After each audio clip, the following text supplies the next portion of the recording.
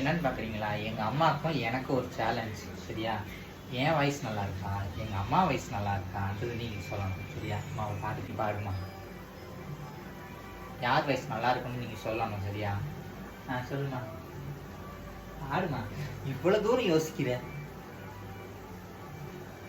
மாலை நீரும் பொன்னாபரணம் பெட்டிய சென்று ஆடி வர வான வீதியில் கருடரானமும் ஆனந்த மகனே பவனி வர மேல தாளங்கள் பஞ்ச வாத்தியங்கள் முழங்கிடவே அதுவோ.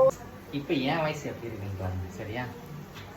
நெஞ்சுக்குள் பெய்திடும் வாமலை, நீருக்குள் மூழ்கிடும் தாமரை, சற்றென்று மாறுது வானிலை, பின்னையுன் மேற்பிலை,